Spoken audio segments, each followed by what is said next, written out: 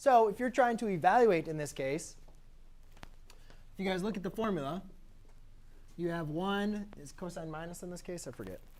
Cosine is plus. So it's 1 plus cosine of theta all over 2.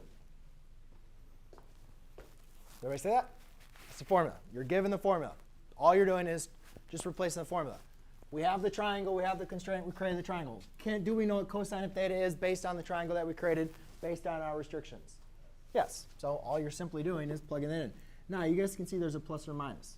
We're only going to be doing the plus or minus based on where the angle is and which quadrant it is, which is in the second quadrant. So therefore, cosine of that angle should be negative, because my quadrant is in the second quadrant where cosine is negative. If I was doing the sine, it would be positive. So it's 1 plus cosine, which is negative 3 over 5, all divided by 2.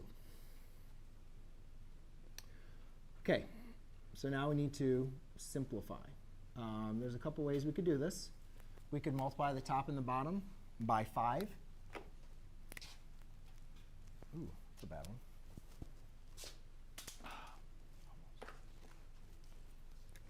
You could combine these fractions if you wanted to, or you could multiply the top and the bottom by 5. When doing that, I obtain 5 minus 3 all over 10. And that becomes a 2 over 10, which, just remember, can be rewritten as square root of 2 over the square root of 10, which, again, you can rationalize the denominator. So a pure simplified form would be square root of negative 20 divided by 10. And then just don't forget, we can also simplify our radical.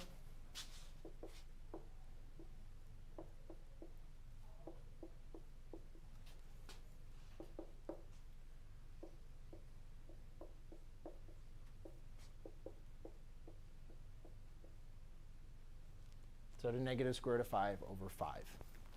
A lot of just algebra, algebra, algebra, algebra, algebra.